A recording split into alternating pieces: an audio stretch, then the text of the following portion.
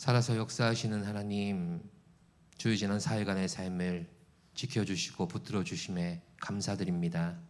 저희들 하나님의 돌보심을 기억하면서도 또다시 육신의 마음으로 육신의 정욕으로 행했던 것들을 용서하여 주옵소서. 저희들의 뜻을 따라 행하며 주의 뜻을 묻지 아니하고 순종의 길로 나아가지 못했던 발걸음들을 다시 돌이켜 하나님 앞으로 나와 순종의 자세로 예배드리는 저희들이 되게 하여 주시옵소서. 이 시간 각자의 처소에 흩어져 예배의 자리에 참여하지 못한 이들이 많이 있습니다. 어느 곳에 있든지 하나님을 예배하는 중심으로 살게 하여 주옵시고 그들과 동행하여 주셔서 주님께서 나의 삶을 인도하시는 그 귀한 은혜와 기쁨을 누리며 살아가는 참된 성도가 되게 하여 주시옵소서. 무더위 가운데 있습니다. 하나님, 저희들 마음 가운데 불안함이 있습니다. 혹시나 상하지 아니할까, 혹시나 이 무더위에 지치지 아니할까. 아버지 하나님, 이러한 염려보다는 함께 하시는 주님을 더욱 의지하며 바라보는 믿음을 더하여 주시옵소서.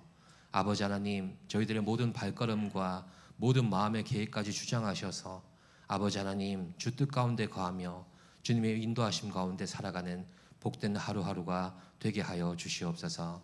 이 시간 육신이 병든 자, 또한 여러 가지 사고와 사건을 만난 자, 또한 마음 가운데 커다란 짐을 안고 주님 앞에 나오지 못하는 이들을 위하여 기도합니다.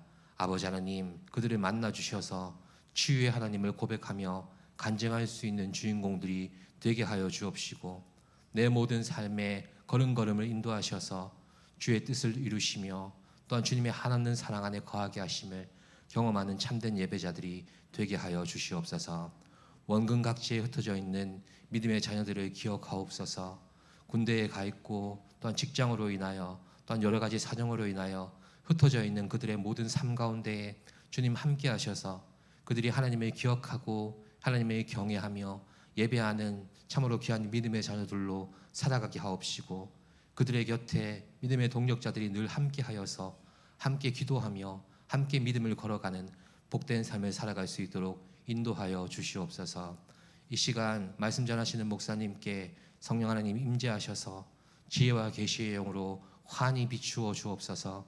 그 말씀이 깨달아지게 하옵시고 그 말씀 안에 주님께서 내어주시는 믿음의 길을 보고 저희들이 순종으로 나아갈 수 있는 귀한 말씀의 시간 될 수 있도록 역사하여 주시옵소서. 예배의 모든 순수와 시종을 주님께 맡겨드리오며 걸어가신 예수님의 이름으로 기도드립니다. 아멘.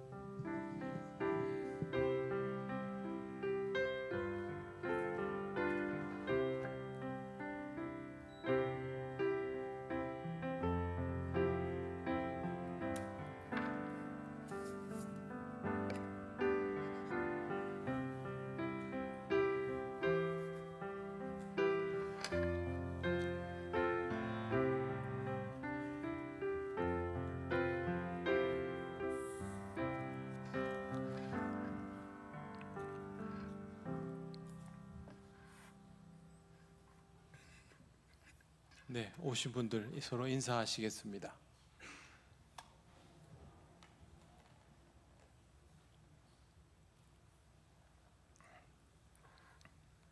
네, 오늘 하나님 말씀은 신명기 13장 12절에서 18절입니다. 이 말씀은 구약 성경 283쪽에 있습니다. 구약 283쪽 신명기 13장 12절에서 18절 말씀 한 절씩 교독하겠습니다. 내 하나님 여호와께서 내게 주어 거주하게 하시는 한 성읍에 대하여 내게 소문이 들리기를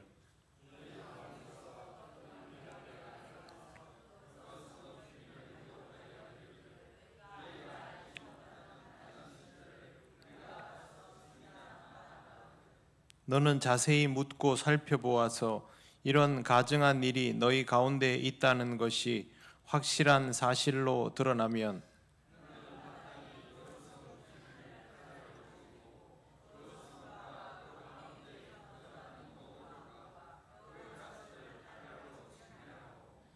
또 그 속에 빼앗아 차지한 물건을 다 거리에 모아놓고 그 성읍과 그 탈취물을 전부 불살라 내 하나님 여호와께 드릴지니 그 성읍은 영구히 폐허가 되어 다시는 건축되지 아니할 것이라.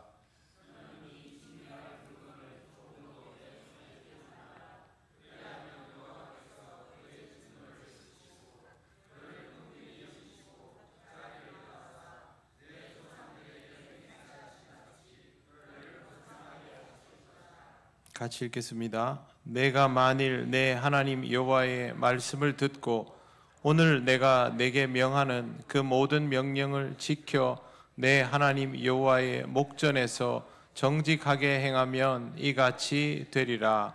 아멘. 기도드리겠습니다. 하나님 아버지 감사합니다. 오늘도 주시는 이 말씀 함께 묵상하며 우리를 향하신 하나님의 뜻을 깨달아 알기 원합니다. 성령님께서 우리를 인도하여 주시옵소서. 예수님 이름으로 기도드립니다. 아멘. 네, 우리는 한글 성경을 읽고 있지만 이 성경은 구약은 히브리어로, 신약은 헬라어, 그리스어로 쓰여져 있습니다. 그걸 이제 번역을 했기 때문에 번역할 때 의미의 전달이 조금 다르게 된 그런 경우들이 좀 있습니다. 그래서 성경을 해석하고 또 가르치고 전하는 사람이 이런 부분들에 대해서 바로 잡아서 오류가 없도록 하는 것이 성경을 바르게 전달하는 방법이고, 또 그걸 위해서 저 같은 사람이 필요하다는 생각을 합니다. 오늘 우리가 읽은 성경 구절 12절도 그런 것들이 포함이 되어 있습니다. 12절 말씀 보시면 내 하나님 여호와께서 내게 주어 거주하게 하시는 한 성읍에 대하여 내게 소문이 들리기를 이라고 되어 있습니다. 한 성읍에 대하여 소문이 들린다는 말을 직역하면 내 성읍들의 하나 안에서입니다. 한 성읍에 대하여 이렇게 되어 있으면 그냥 특정 성읍에 대한 일이라고 해석하기 쉽습니다. 그러나 내 성읍들 중에 하나라고 말하면 물론 그 한 군데에서 일어난 일이지만 그 성읍 전체가 영향받을 수 있는 일이 한 군데에서 일어난 것으로 해석하게 됩니다. 그동안 해석은 그냥 한 성읍에서 일어난 일, 그렇게 해석했던 것이죠. 그게 아니라 여러 성읍들 중에 한 곳에서 일어난 일이지만 여러 성읍들에게 영향을 미칠 만한 사건, 그게 오늘 우리가 읽은 12절 말씀의 해석입니다. 그렇기 때문에 이 한 성읍에서 일어난 사건은 그 성읍만의 문제가 아니라 주변을 다 포함한 영역의 문제가 되고, 더 나아가서 이스라엘의 문제가 될 수 있는 것입니다. 내용은 이렇습니다. 13절 너희 가운데서 어떤 불량배가 일어나서 그 성읍 주민을 유혹하여 이르기를 너희가 알지 못하던 다른 신들을 우리가 가서 섬기자 한다 하거든 이라고 되어 있습니다. 불량배는 과거에는 잡류라고 번역을 했습니다. 히브리어로는 베네 벨리야알입니다. 벨리야알의 아들이라는 뜻인데요, 벨리야알은 쓸모없다라는 뜻입니다. 참 안 좋은 표현이죠. 쓸모없는 사람의 아들, 정말 쓸모없는 사람이 되어버립니다. 신약에서는 고린도후서 6장 15절에 이게 사단을 가리키는 고유명사가 됩니다. 원래 의미는 쓸모없는 사람이라는 뜻입니다. 이 사람은 하면 안 되는 일은 하고 하지 말아야 될 일은 또 해서는 안 되는 일은 굳이 하고 또 해야 될 일은 안 하는 그런 유형의 사람인데, 주민들을 유혹해서 알지 못하던 다른 신을 섬기자고 그렇게 합니다. 여기서 생각해 두어야 할 부분이 있습니다. 이 불량배가 이방인이 아니라는 것입니다. 이방인이 아닙니다. 이스라엘 회중에 있는 사람 중에 이런 불량배가 나온 것이죠. 유혹자가 외부에서 나오면 그 사람을 배척하면 끝나는 일입니다만, 내부인이 유혹자가 되면 상황이 달라집니다. 굉장히 솔깃해지고 영향받는 일이 쉽게 일어날 수 있습니다. 교회가 이단으로 인하여 위기를 경험할 때도 외부인에 의해서 영향받은 사례는 거의 없습니다. 내부에서 누군가가 부추기면 그게 파급 효과를 가지게 되는 것이죠. 내부인이 외부의 이단에게 나가서 동화가 돼서 들어와 가지고 자기 식구들을 그렇게 부추겨서 문제가 되었던 경우들은 교회들에 많이 있습니다. 그렇기 때문에 내부자의 이 유혹이 굉장히 위험한 것이죠. 신천지에서도 이런 점을 활용하기 위해서 자기 사람들을 교회 안에 잠입시키는 시도들을 해오고 있지 않습니까? 그 교회의 내부자를 통해서 교회를 흔들고 두 쪽 내겠다라는 심산인 것이죠. 우리는 이런 이단의 부하 내동에 흔들리지 않도록 각별히 주의하고 경계할 필요가 있습니다. 그러려면 무엇보다 신앙의 기본기가 중요하지요. 미혹되었다라고 하면 신앙의 기본기에 문제가 있다라고 보아야 합니다. 이단에 넘어가는 사람들을 보면 이렇게 보입니다. 저 사람 되게 열심히 있는 것 같은데 신앙이 되게 좋아 보였는데 어느 날 보니까 넘어가 있더라. 그렇게 말들 합니다. 그게 아닙니다. 기본기가 없어서 그렇습니다. 중심이 잡혀져 있지 않은 상태의 열심, 열정, 호기심 같은 것이죠. 기본기가 되어 있지 않으면 결국에는 그 사람의 신앙은 아직까지 유효하지 않은 것입니다. 그렇기 때문에 그런 이단의 감언이설에 쉽게 넘어갈 수 있습니다. 그리고 이 이단들 그리고 우상 숭배자들은 굉장히 위험합니다. 오늘 성경 말씀을 보십시오. 14절 보십시오. 너는 자세히 묻고 살펴보아서 이런 가증한 일이 너희 가운데 있다는 것이 확실한 사실로 드러나면, 우상 숭배자를 판별해내라는 뜻입니다. 우리말에 보면 묻고 살펴보아서 라는 표현만 있습니다. 동사가 2개만 있는 걸로 보이죠. 그런데 히브리어에는 동사가 무려 4개가 들어 있습니다. 첫 번째 동사는 다라쉬타입니다. 우리말 성경에는 없습니다. 해석하면 주의를 기울여 찾다입니다. 우리말에는 그냥 묻고 살펴보라고 아주 간단하게 되어 있죠. 다라쉬타는 주의를 기울여 찾다입니다. 두 번째 동사는 하카르타입니다. 이거는 조사하다는 뜻입니다. 세 번째 동사는 쏴르타입니다. 이거는 묻다는 뜻입니다. 네 번째 동사는요, 헤테브인데요, 철저히 하다입니다. 꼭 무슨 수사관이 수사할 때 쓰는 단어들처럼 주의를 기울여 찾다, 조사하다, 묻다, 철저히 하다, 4개의 단어가 여기에 들어 있습니다. 합쳐서 번역하면 그리고 너는 철저하게 주의를 기울여 찾고 조사하고 물어서가 됩니다. 제대로 밝혀내기 위한 충실한 과정을 겪어야 한다라는 뜻입니다. 우상 숭배자를 찾고 이단성을 가진 자를 찾아내는 것은 단순하게 할 일이 아닙니다. 중세시대는 마녀 사냥을 했지요. 그냥 자기들이 추정해 보건대 이상하다, 그런 마녀, 그런 식의 일들을 많이 했습니다. 그러나 이단성에 대한, 우상 숭배에 대한 근거를 확실하게 판단하기 위해서는 전문적인 식견을 가지고 이 과정에 임해야 하고 아무나 할 수 없습니다. 구약을 보면 종교재판에 제사장 그리고 지위가 높은 레위인, 그 다음에 장로들이 이 역할을 맡았음을 볼 수 있습니다. 그 말은 신중하게 할 일이라는 거죠. 무리가 모여가지고 우해서 저 사람 이단이다, 그렇게 할 일이 아니라는 겁니다. 실제로 여러분 교회 안에서 이런 우상 숭배나 이단적 요소가 발견되었다라고 싶으면 교회는 제대로 된 치리회를 구성해서 성경적으로 신학적으로 문제가 있는지를 충분히 확인한 다음에 성경적이고 교리적인 근거를 들어서 그 사람을 치리해야 됩니다. 그게 아니라 그냥 우리가 보기에는 이라고 말하고 그냥 처리를 해버리면 나중에 오히려 더 혼란스러워질 수 있습니다.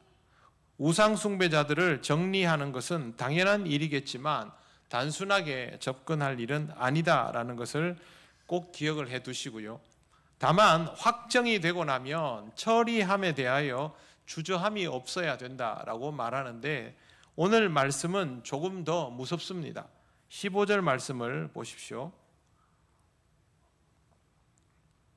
같이 읽겠습니다. 너는 마땅히 그 성읍 주민을 칼날로 죽이고 그 성읍과 그 가운데에 거주하는 모든 것과 그 가축을 칼날로 진멸하고. 아멘. 근데 여러분, 이 성경 구절을 보시면요, 13절을 보시면 너희 가운데서 어떤 불량배가 일어나서 그 성읍 주민을 유혹하여 이르기를 너희가 알지 못하던 다른 신들을 우리가 가서 섬기자 한다 하거든, 이렇게 돼 있죠. 주민들이 다 그렇게 됐다라고는 아직 그렇게 되어 있지 않지 않습니까? 불량배가 그렇게 유혹하고 선동한 동네라는 거죠. 누군가가 선동된 사람들이 좀 나왔겠지요. 그런데 여기서 보면 그 성읍 주민들, 그 불량배를 확실하게 제거하도록 그렇게 되어 있는데요. 근데 보시면요, 그 성읍과 그 가운데 거주하는 가축을 칼날로 진멸하고, 나중에 보면요, 폐허로 만들어까지 나옵니다. 왜 이렇게 할까요? 우상 숭배를 바라보는 이해가 무엇인가를 가지고 생각할 수 있습니다. 하나님께서 우상 숭배를 대처하시는 것을 보면 하나님 입장에서 우상 숭배는 전염병 같은 것입니다. 하나가 발생하면 이거는 거의 감염률 100%인 것으로 하나님은 간주하십니다. 그렇기 때문에 그 성읍에 나오는 것들을 다 쳐 없앱니다. 이방인들을 정복할 때도 똑같이 진멸하도록 그렇게 하시는 이유는 하나가 남아있으면 결국에는 그것이 가지를 치고 감염을 시켜서 다른 사람들에게까지 전염되어 나가기 때문에 그렇게 하시는 겁니다. 우상 숭배는 전염병과 같은 것이다, 그렇게 받아들여야 됩니다. 얼마나 무서운 전염병일까? 흑사병 같은 것이다, 그렇게 받아들여야 한다라는 것이 성경에 나와 있는 정의입니다. 16절 말씀을 보십시오. 또 그 속에서 빼앗아 차지한 물건을 다 거리에 모아놓고 그 성읍과 그 탈취물 전부를 불살라 내 하나님 여호와께 드릴지니 그 성읍은 영구히 폐허가 되어 다시는 건축되지 아니할 것이라. 성읍입니다. 성읍. 불량배가 우상 숭배를 감염시킨 성읍 전체를 말합니다. 그러니까 불량배만 처벌하고 불량배의 소유만 처벌하는 것이 아니라 확장되어서 그 영역 자체를 그렇게 하는 거죠. 왜 어떤 지역에서 그 코로나 같은 병이 발병하면 옛날 방식으로 치면 거기를 봉쇄시켜 버리지 않습니까? 구제역 이런 거 발생하면 봉쇄하듯이 그렇게 하는 겁니다. 그만큼 여기에 대해서 무섭고 단호하게 대처합니다. 사실 물건들이 무슨 죄가 있을까라는 생각이 들지요. 물건까지도 꺼내서 불살라 버리라고 합니다. 우상 숭배자들이 귀하게 여기는 물건들은, 금붙이나 장식들은 대부분 종교적인 특색을 가지고 있을 가능성이 높습니다. 자신들이 귀하게 생각하는 것을 염두에 두고 장신구를 마련하는 경향이 있기 때문이죠. 기독교인들은 그렇게 안 했을까요? 중세 기독교인들은 똑같습니다. 자기가 귀하게 여기는 것으로 거기에다가 값어치를 두고, 그래서 뭐 금목걸이도 하고 그렇게 한 것이죠. 십자가 목걸이 같은 것도 장신구로 사용하고, 그게 지금까지도 계속 내려오고 있는 것 아닙니까? 이런 것들이 가치가 있다고 해서 남겨두면 결국 화근이 된다는 것이죠. 그렇기 때문에 아주 작은 가능성도 경계하는 것을 볼 수 있습니다. 성읍도 사용하지 않는다라는 말 뒤에 보시면 그 성읍은 영구히 폐허가 되어 다시는 건축되지 아니할 것이라 라고 되어 있습니다. 땅은 무슨 죄입니까? 그렇죠. 사람은 다 없앴다 해도 옛날 그 잔재들이 그 위에 건축물이 있었다고 해도 다 부시고 갈아엎어 가지고 그 땅 쓰면 되지 않습니까? 그런데 하나님은 그것조차도 다시는 쓰지 않겠다라고 말씀하시는 것입니다. 완전히 폐허로 만든다는 것이죠. 여기에서 이 탈취물과 성읍이 도대체 무엇을 의미하기에 이렇게 하시는가를 생각해야 됩니다. 성읍은요, 이걸 이해하시면 가장 쉽습니다. 소돔과 고모라.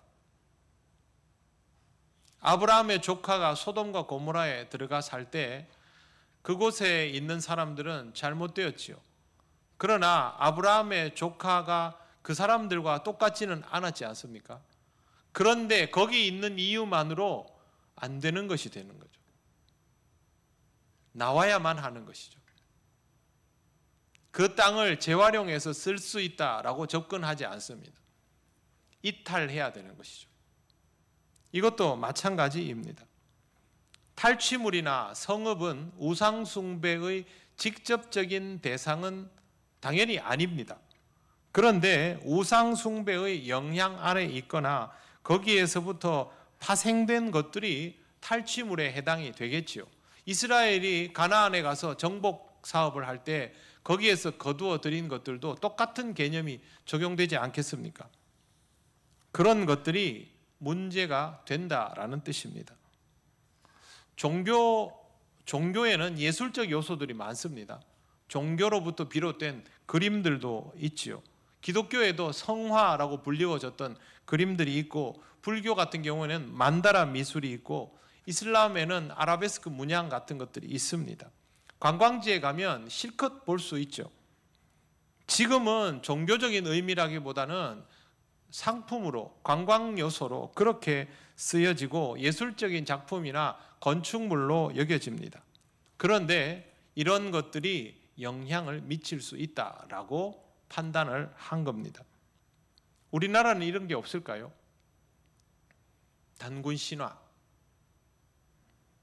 역사학계 전반에서 고조선은 실제로 존재했던 국가이고 단군은 신화적 인물이라고 합니다. 역사학계가 그렇게 다 이해하고 있습니다. 그런데 민족주의와 맞물리면서 이것이 어느 날 종교가 되기 시작합니다. 우리나라가 굉장히 어려웠던 시절에, 나라가 거의 일보 직전이던 시절에 대종교라는 것이 생겨나면서 그때부터 단군을 숭배하기 시작하고 그것이 단군교와 동학에 이르기까지 확장되어 나갔습니다. 그리고 나중에는 이것이 민족 종교로 자리를 잡으면서 도리어 혼란스러움을 가중시킵니다. 지금도 단군에 대하여 그렇게 해야 된다고 주장하는 사람들이 있습니다. 그냥 신화적인 인물, 아니면 우리 조상들이 뭐 예술적으로 좀 그런 신화가 있었구나라고 할 인물이지 그게 아니라는 것이죠. 언제든 그런 것들은 이렇게 종교화되면서 다시 일어날 수 있다라는 것입니다. 기독교인들도 여러 가지 면에서 우상의 잔재를 벗지 못하는 것이 많습니다. 유럽의 성인들 중에 많은 숫자가 유럽의 그 지역에서 있었던 신들을 가져다 붙여서 성인화시켰던 사례들도 있습니다. 기독교인이면서도 뭔가 미신적인 것들을 쫓아가려고 하는 요소들도 있지요. 우리나라 엘리베이터에 없는 층수가 뭡니까? 4층 없는 데 많지요. 기독교인들이 싫어하는 숫자는 뭡니까? 666, 13, 13일의 금요일 아십니까? 이게 성경적 근거가 있습니까? 없지 않습니까? 그런데 이런 것들을 신경 쓰는 사람들이 있습니다. 신앙생활을 한다고 하면서도 타로점이나 토정비결 같은 것을 괜히 의식하는 경우들도 있죠. 이런 거 별거 아닌 것 같지만 신앙의 벽에 구멍을 내는 행위가 되어버립니다. 이거 한번 맞춰보십시오. 빗자루로 발을 쓸면 복이 나간다. 어느 나라 걸까요? 빗자루로 발을 쓸면 복이 나간다. 러시아 겁니다. 기독교 국가에서 사용하는 미신입니다. 필리핀은 가톨릭 국가라고 하면서 부적도 사용합니다. 가톨릭에서 씁니다. 치료용 부적이 있습니다. 아기마트라고. 부정 타지 말라고 쓰는 부적은 안팅입니다. 가톨릭도 기독교라고 하면서 다른 가톨릭 국가에는 존재하지도 않는 이런 희한한 것들이 있습니다. 재미삼아라고 하거나 인간의 연약함에 대한 보험용이라고 얘기할 겁니다만 결국에는 옹벽 같아야 할 신앙에 구멍을 내는 일이 됩니다. 이 기독교에서도 마찬가지입니다. 천주교는 성지 개념이 존재합니다. 예루살렘을 성지라고 부릅니다. 우리 개신교에서도 성지라는 단어를 사용합니다. 그런데 개신교가 말하는 예루살렘의 성지라는 이름은 그냥 오랫동안 그렇게 불려왔기 때문에 그렇게 사용하는 겁니다. 그리고 기회가 되면 한번 가볼 만한 곳, 그게 우리 개신교에서 말하는 이스라엘 예루살렘입니다. 천주교는 정말 성지입니다. 죽기 전에 한 번은 가봐야 할 곳, 이런 식이 되는 것이죠. 가톨릭에서 성지라고 이름이 붙여지면 진짜 거룩한 땅이 되는 것이죠. 이게 기독교적입니까? 전혀 기독교적이지 않습니다. 그런데 이런 생각들을 왜 가지게 되었을까요? 기독교적이지 않은 요소들을 옆에 산재해 두고 있다가 그것들이 기독교 옆에 와서 자석처럼 들러붙은 것들입니다. 제가 지금까지 설명해 드렸던 이 여러 가지 요소들, 기독교적이지 않으면서도 기독교와 함께 가고 있는 이런 요소들은 결국에는 기독교 옆에 남아 있었기 때문에 와서 들러붙어 버린 것들입니다. 이런 것들이 우리의 삶 속에 여러 곳에 도처하고 있다는 것이죠. 칼빈은 천주교인들이 성지라는 개념을 실제로 거룩한 땅이라고 받아들이는 것에 대해서 극도로 거부했습니다. 개신교는 절대 그런 개념을 가지고 있지 않습니다. 그렇기 때문에 우리가 기회가 돼서 성경에 나오는 예수님의 발자취가 있던 그 땅을 밟아보는 것은 참 좋은 일이지만, 그러나 거기 안 가면 무슨 큰일이 난다거나 거룩한 땅을 밟지 못했다거나 거기가 무슨 신성한 지역이 되거나 그런 건 전혀 아니죠. 그렇게 되면 그게 우상이 되는 것입니다. 그래서 우리가 기독교 신앙을 가지고 있으면서 우리 옆에서 제거해야 하는데 제거하지 못한 것들이 언제나 우리에게 들러붙을 수 있다는 사실을 잊지 말고 있어야 하는 것입니다. 우리 삶의 영역에서 우상의 잔재들을 경계하는 마음으로 살펴야 하는 이유가 바로 여기에 있습니다. 이런 제가 설명드린 것들만이 아닙니다. 세상적인 관념이나 습성 같은 것들도 모두 여기에 해당될 수 있습니다. 하나님이 얼마나 경계심을 가지도록 하시느냐 하면 17절 말씀을 보십시오. 너는 이 진멸할 물건을 조금도 내 손에 대지 말라. 조금도라고 말합니다. 원천적으로 차단하라는 것이죠. 이걸 보면서 우상 숭배자들을 멀리해야지, 그게 아니라 우상 숭배적인 요소들 자체를 원천적으로 차단해야 한다라는 것으로 받아들여야 됩니다. 왜 그러냐 하면 우리 옆에 우상 숭배자들이 가까이 있는지 아닌지 잘 모릅니다. 나도 모르게 그런 사조에 영향받을 수 있다라는 것이죠. 여러분은 결혼식 할 때 길이를 찾지 않으시죠? 근데 다 길이를 찾지요. 그럼 마음속에 이왕이면 나도 나를 받을까? 그러면 영향받는 겁니다. 아니면 여러분이 무슨 일을 하는데 어려운 일이 하나 생겼습니다. 생각지도 않는 어려움이 생겼습니다. 부정 탔나? 그럼 영향받는 겁니다. 별거 아닌 것 같지요? 그렇지 않습니다. 그렇게 영향을 받습니다. 이런 부분들을 경계해야 되고, 더 나아가서 세상적인 개념과 방법들도 경계해야 됩니다. 우상숭배라는 게 꼭 무슨 상을 갖다 놓고 하는 것만 우상숭배가 아니고요, 세상에서 통용되는 방법들을 사용하는 것도 우상숭배의 연장선상에 있습니다. 우리가 하나님의 말씀을 앞에다 두고 왜 세상 사람들이 쓰는 방법들을 쓰게 될까요? 그게 더 좋아 보인다는 것이죠. 그게 효과 있어 보인다는 것이죠. 하나님의 방법이 아닌 세상의 방법들이 효과 있어 보인다는 말은 세상의 논리와 힘을 신뢰한다는 뜻입니다. 세상의 논리와 힘을 숭배한다는 뜻입니다. 그렇기 때문에 이것도 우상 숭배의 연장에서 이해해야 됩니다. 꼭 뭐 앞에다가 무슨 상을 갖다 놓고 있으면 그게 우상 숭배인 것이 아니라 우리의 관념이 세속화되면 자동화 시스템으로 일어나는 것이 우상 숭배라는 것을 꼭 명심해야만 하는 것입니다. 이러한 것들로부터 완전히 확실하게 경계를 그을 때에 17절 뒷부분에 보십시오. 그리하면 여호와께서 그의 진노를 그치시고, 이렇게 되어 있습니다. 끊어내어야 할 것들을 끊어낼 때에 하나님의 진노가 그쳐진다라는 것이죠. 끊어내지 못하면 진노가 그쳐지지 않는다는 뜻입니다. 여기서부터 우리에게 이루어지는 모든 것들이 달라집니다. 너를 긍휼히 여기시고 자비를 더하사 내 조상들에게 맹세하심 같이 너를 번성하게 하실 것이라.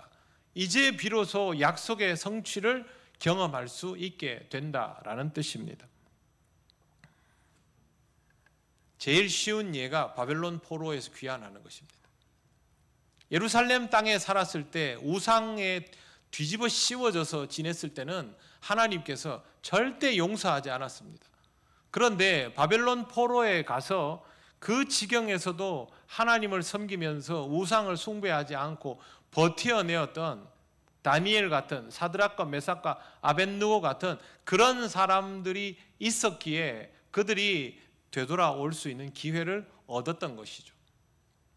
우상 숭배하기 더 좋은 조건 아닙니까? 그런 조건에서도 우상을 숭배하지 않을 때에 하나님이 진노를 그치시고 긍휼과 자비를 더하시고 조상에게 했던 그 약속을 성취시켜 돌아오게 하시는 겁니다. 하나님으로부터 긍휼과 자비를 경험하는 방법은 내가 이 세상에서 우상적인 요소들을 하나하나 끊어내는 것입니다. 그런 태도들을 끊어내는 것입니다. 세상의 안목과 방법을 사용하는 데에 익숙해지지 않도록 하시기를 바랍니다. 여러분이 이 세상 속에서 살아가다 보니 여러분 주변에 있는 사람들은 다 세속적인 사람들이다 보니 그들처럼 살아가는 것이 더 당연하게 보일 것입니다. 그럼에도 불구하고 우리는 하나님의 백성이요 그리스도인입니다. 그러면 하나님의 백성답게 그리스도인답게 말하고 행동해야 하는 것이죠. 이 세상에서 당연히 열심히 살아야 하겠죠. 여러분의 삶에 필요한 것들을 일구어 나가야 하겠죠. 그러나 가치는 하나님께 두시기를 바랍니다. 그래야만 우리가 이 우상 숭배의 유혹으로부터 벗어날 수 있습니다. 18절 말씀 이제 같이 읽겠습니다. 내가 만일 내 하나님 여호와의 말씀을 듣고 오늘 내가 내게 명하는 그 모든 명령을 지켜 내 하나님 여호와의 목전에서 정직하게 행하면 이같이 되리라. 아멘. 여러분 아십니까? 신명기는 설교를 시작할 때 모세가 한 주제를 가지고 할 때 시작할 때와 끝날 때 이걸 합니다. 그래서 똑같은 말을 계속 듣는 겁니다.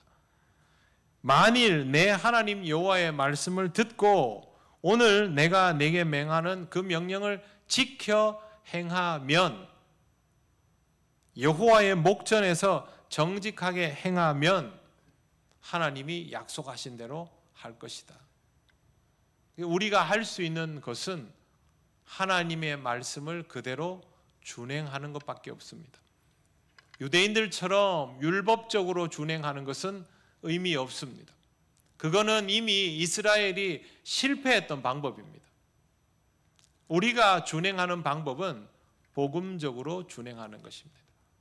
법이라서 지키는 것이 아니라 나에게 이것이 복된 것임을 알아서 지키는 것이 복음적으로 지키는 것입니다. 오늘 교회에 왜 나오셨습니까?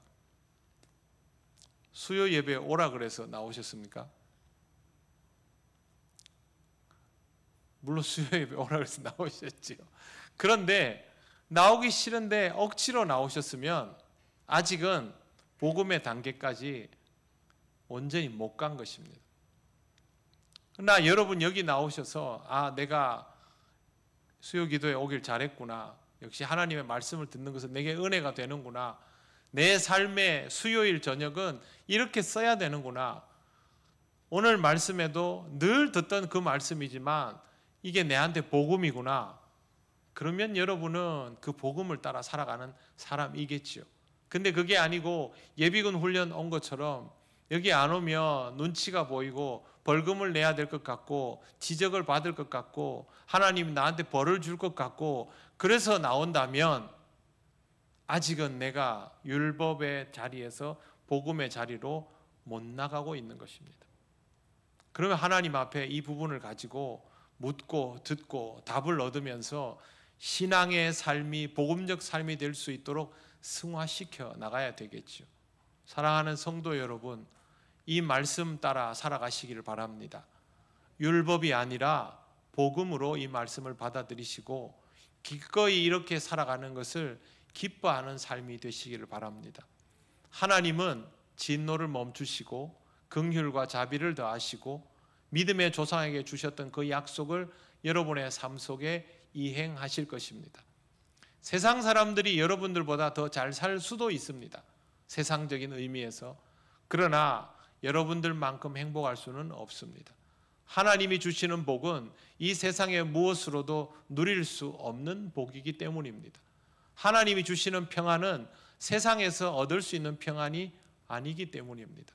신앙으로만 누릴 수 있는 그 평안을 하나님께서 여러분에게 주시며 그것이 복됨을 깨닫게 하실 것입니다.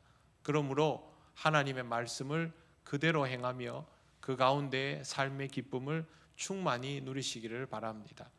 기도드리겠습니다. 오늘은 두 가지 기도 제목으로 함께 기도하면 좋겠습니다. 첫 번째는 여름 성경학교와 수련회입니다. 7월이고요. 이제 한 2, 3주면 성경학교와 수련회를 하게 됩니다. 교회 학교는 당연히 열심히 준비하고 있고 기도하고 있을 겁니다. 우리도 위에서 기도해야 되겠죠. 여름 성경학교와 수련회가 하나님 은혜 가운데 준비되고 시행되고 그 가운데 모든 교사와 학생들이 은혜 누리는 자리가 되게 하옵소서. 그리고 우리 성도들의 여름 생활을 위하여 이 시간 기도하면 좋겠습니다. 우리 통영교회 모든 성도들이 하나님께서 주시는 은혜의 풍성함으로 이 여름을 영과 육이 강건하게 지나게 하옵소서. 다 같이 기도드리겠습니다. 아버지 하나님 은혜를 감사합니다. 하나님의 은혜로 우리 교회가 여름 성경학교와 수련회를 준비하고 있습니다. 하나님이 준비하는 모든 과정 속에서 하나님께서 허락하신 사역의 기쁨을 맛보게 하시고 또 아이들을 위하여 기도하는 가운데에 하나님의 사모함이 더하게 하시며 성경학교와 수련회가 하나님의 은혜 가운데 잘 준비되고 하나님께 영광을 돌리는 귀한 시간이 되게 하옵소서. 특별히 하나님, 우리 교회 모든 귀한 생명들이 성경학교와 수련회를 통하여 하나님을 기쁘게 만나며 신앙의 깊은 체험을 할 수 있기를 원합니다. 성령님 역사하여 주셔서 이번 여름 성경학교와 수련회가 하나님의 은혜가 충만히 체험되는 귀한 시간이 될 수 있도록 인도하여 주시옵소서. 우리 통영교회 모든 성도들 하나님 이 여름을 잘 지나기를 원합니다. 연로하신 분들도 있고 환우들도 있지만 모두 하나님의 은혜 가운데에서 육체의 강건함을 허락하시고 평안함을 주셔서 하나님 그 영이 하나님을 만나는 기쁨으로 이 여름을 잘 이기며 감당해 나갈 수 있도록 역사하여 주시옵소서. 하나님 이 여름 시간을 통하여 육체적으로는 좀 더울지라도 영적으로는 신앙이 더욱 무장되는 귀한 은혜의 시간이 되기를 원하며 우리가 하나님께 더욱 수련받고 은혜 받기를 원합니다. 성령 하나님 역사하여 주셔서 우리에게 하나님의 은혜가 풍성히 체험되게 하여 주시옵소서.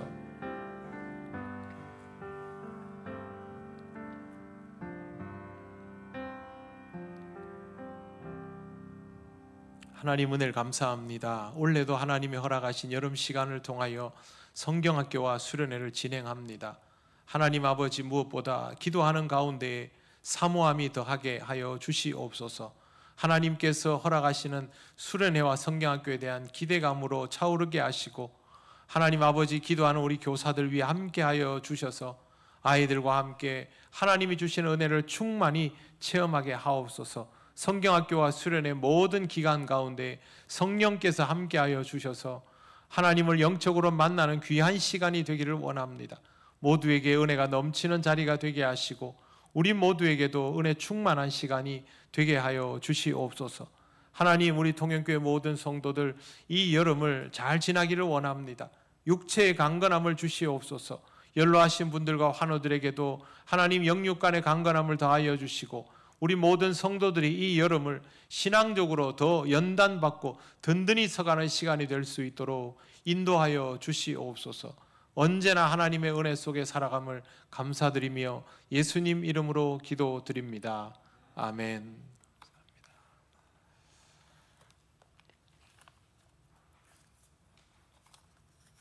교회 소식 전하겠습니다. 맥주 감사주의를 시작으로 하반기가 시작되었습니다. 하나님 앞에 기대감을 가지고 신앙생활을 열심히 하시기를 바랍니다. 교육부 회의가 다가오는 주일 오후에 구역장 권찰 모임을 마친 후에 3층 로비에서 있습니다. 교회학교 학예수련회 일정 나와 있습니다. 아동부는 우리 교회에서 7월 25일부터 27일까지 진행합니다.